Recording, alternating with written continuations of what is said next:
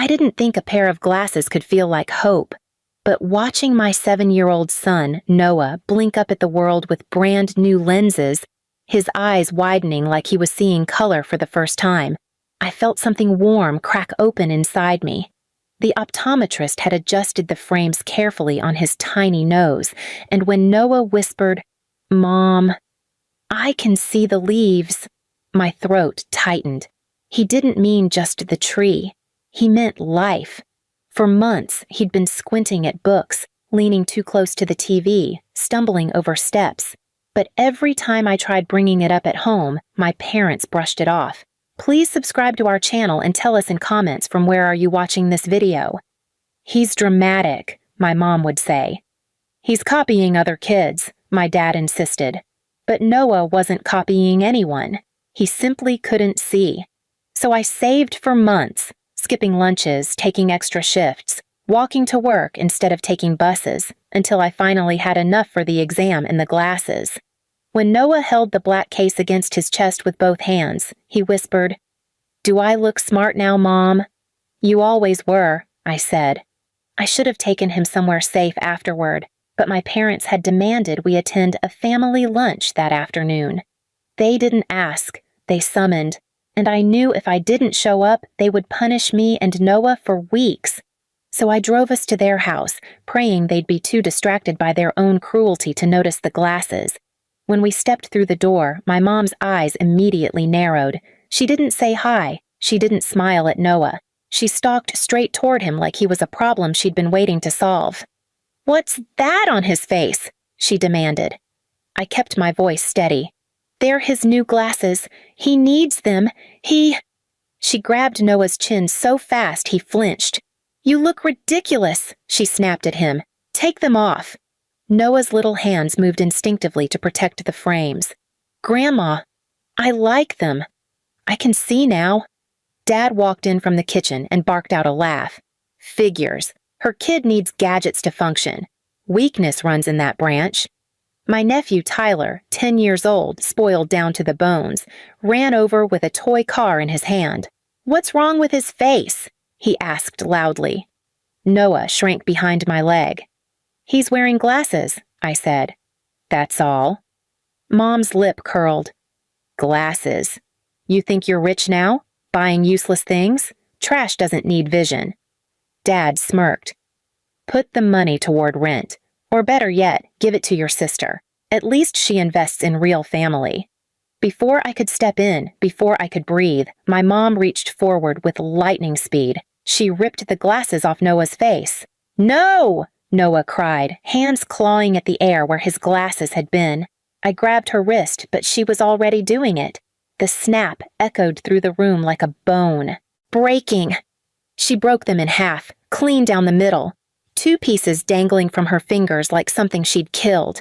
Noah froze. His mouth trembled. His eyes filled instantly. Not because of the shock, but because the world had gone blurry again. "Mom!" I screamed. "What the hell is wrong with you? Those cost—" "Don't raise your voice," Mom hissed. "This house has rules." Dad stepped closer, towering over Noah. "He doesn't need glasses. What he needs is discipline. Maybe now he'll stop whining like he's special." Noah's breaths turned fast and shallow. His little hand reached blindly for mine, but my mother shoved me back with her shoulder. Then she knelt down in front of Tyler and dropped the broken pieces into his hands. "There," she said with a smile. "New toys, better use for them." Tyler laughed and pretended the bent metal pieces were swords. "Cool, I'm gonna stab the couch with these." Noah let out a sound I'd never heard from him before, a choking, quiet sob that he tried to swallow. He wiped his face with his sleeve, embarrassed to cry in front of them. He stared at the floor because he couldn't see anything else. Mom nudged him with her foot. "Stop crying. Nobody feels sorry for you." Dad added, "Be grateful she didn't break anything else." Noah pressed his palms over his eyes. "Mom, why can't I see anymore?" His voice cracked. "I liked seeing the leaves." That was it. Something in me splintered painfully and permanently. I stepped between him and the people who claimed to love us. "Give me the pieces," I said through clenched teeth. Mom laughed in my face. Why? So you can tape them like the pathetic little patch job you are? Dad scoffed. You spoil him. You're raising him weak. Then he leaned down, grabbed my chin the same way Mom had grabbed Noah's, and whispered, You don't get to buy things we don't approve of. You don't get to make choices. You don't get to pretend you matter.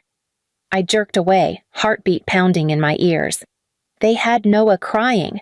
They had broken the one thing that gave him clarity. They had laughed while doing it, and they thought the story ended right there. They were wrong, because I wasn't breaking, not this time. Not after seeing Noah squint at me like he was reaching for a world someone stole from him. My voice came out cold. You will regret this. Mom rolled her eyes. Oh, please, you don't have the guts. Dad smirked. You? Do something? Don't make us laugh. But they weren't laughing when I grabbed Noah's trembling hand and pulled him close. There was no going back. Not after what they did to him. Not after the way he whispered, Mommy, why do they hate me? Not after the moment they snapped something more important than glasses. They snapped the last piece of forgiveness I had left. I drove home with Noah in the back seat, curled up against the window, his eyes squinting at every blurry shape passing by. He kept wiping at his face, trying to pretend he wasn't crying, trying to stay quiet like he always did when my parents hurt him. About halfway home, he whispered, Mom, did I do something bad? My grip on the steering wheel tightened hard enough to hurt. No, baby, you didn't do anything wrong. Then why did Grandma break them? His voice cracked. I tried so hard to be good. I swallowed around the ache in my throat. They're wrong, Noah, not you. But he didn't answer. He just curled into himself, holding the empty glasses case like it was a wounded animal. At home, he walked into his room without me telling him to. He sat on the bed, right on the edge, hands in his lap, staring at nothing. I could see him struggling to keep still, because without the glasses, the world tilted and swayed. He whispered again, I liked seeing the leaves. His voice was so small it nearly crushed me. That night, I heated dinner, but he barely touched his food. He kept saying his head hurt from squinting. When he finally fell asleep, it was with his face pressed into my shirt, as if hiding would make the world clearer again. I stayed awake long after he drifted off. My phone kept buzzing on the counter. Mom. Hope you're not crying. Pathetic. Dad. Don't buy him anything without asking us again. Tyler's mother, my sister Monica. Thanks for the toys. Tyler loves them. You owe Mom new glasses if you care so much. Mom again. Bring Noah tomorrow. I'll teach him to stop acting blind. I turned the phone face down. Hours later, I walked into the bathroom and stared at myself in the mirror. My eyes looked sunken, my jaw tight. I splashed cold water on my face, but it didn't wash away the truth. They weren't just hurting me. They were rewriting who Noah thought he was. If I didn't stop them, he'd grow up believing blindness was his fault, that glasses were a luxury he didn't deserve, that he wasn't allowed to see clearly. And that was the moment I realized something so sharp, it felt like a blade against my ribs. This wasn't about glasses. This was about power. They broke them because Noah having something helpful meant I had made a decision without their permission. They broke them because they thought hurting him was a way to hurt me deeper. They broke them because they believed we were still under their control, but they weren't done. The next morning, I woke up to more messages. Mom, come early. Tyler wants more toys. Dad, and don't pull that attitude from yesterday. We're your parents. Act like it. Mom, you should thank us for correcting Noah. He needs it. Correction. That's what they called breaking a child. I felt a cold pressure settle in my chest. I didn't take Noah over. Instead, I made a doctor's appointment to check his eyes again and made sure the visit was documented. I took photos of the broken glasses. I saved every message, every insult, every threat, every demand. Not to post, not to expose, not for sympathy, for proof, because I finally understood something I should have realized years ago. My parents would keep hurting Noah until something stopped them, until I stopped them. That afternoon, when I sat beside Noah on his bed, he looked up at me and asked, "Mom, can I get new glasses, please? I'll hide them so Grandma won't see." The sentence stabbed me. "You won't hide anything," I said softly. "You won't be scared of them anymore?" "But she'll get mad," he whispered. "I don't care." Noah blinked, confused. "What do you mean?" I brushed his hair gently. "I'm done letting them do this to you." His lip trembled. "Are we going back there?" "No," I said. He leaned into me slowly, testing if I meant it. "Not ever?" I pulled him close. "Not ever." But as much as I wanted that to be true instantly, I knew my parents would come looking. They always did. Their control was oxygen. They couldn't survive without it. I needed something solid, something permanent, something legal, something undeniable, something that would make them step back so hard they'd fall on their own twisted cruelty. And I was ready, because they thought breaking glasses was the end of the story. But it was the beginning. I looked at the broken frames on my kitchen table. Twisted metal, cracked lenses, the last thing Noah held with joy before they tore it away. And I felt the final switch flip inside me. I wasn't crying anymore. I wasn't scared. I was planning. And this time, the plan wasn't to survive them.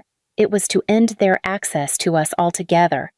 The next morning, I woke up before Noah and packed a small bag. His birth certificate, medical files, the photos of his broken glasses, and every message my parents had sent. I didn't wake him until it was time to go. "Where are we going?" he asked sleepily. "To fix everything," I said. And we did. The clinic re-examined Noah and confirmed not only his vision loss, but also that the broken glasses could cause headaches, balance issues, and strain. The doctor frowned when I showed him the snapped frames. "Someone did this intentionally?" he asked. "Yes."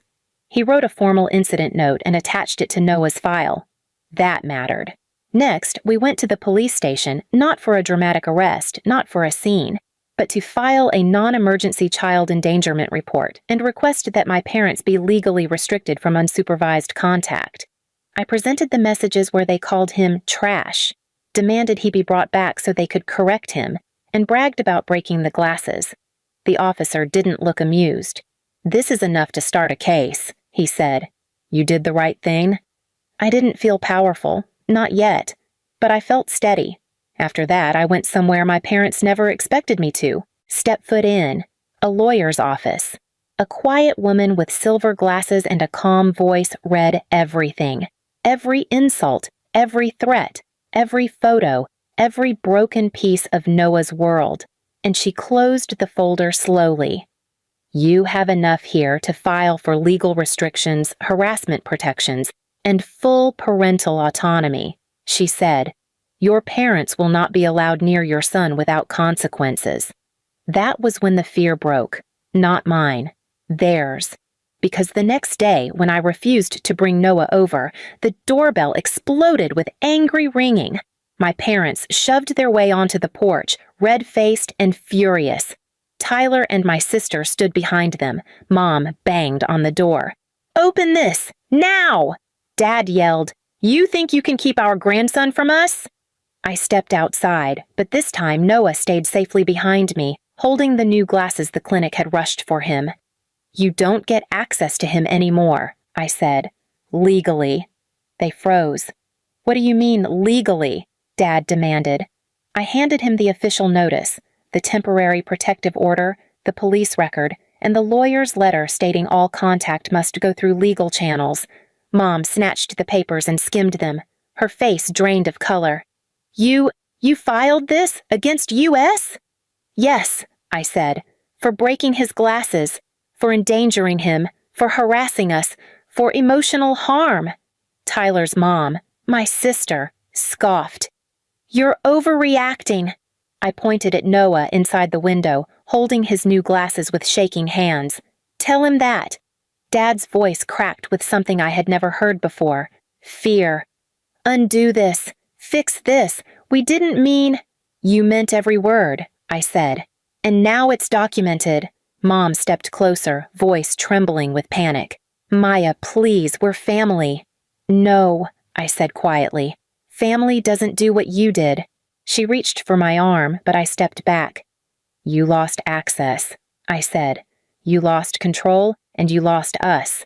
Dad's jaw tightened. You think you're strong now? You think you can survive without us? I already am. I shut the door before they could answer. They stayed outside for 10 more minutes, knocking, arguing, begging, trying to negotiate. But the law was louder than their entitlement. Eventually, they left. That night, Noah sat beside me on the couch, wearing his new glasses, looking around the living room like it was the first time he'd ever seen it clearly. Mom, he whispered, are they coming back? No, I said, not anymore. He slid closer to me, resting his head on my shoulder. I can see the leaves again. I kissed his forehead, and no one will ever take that from you again.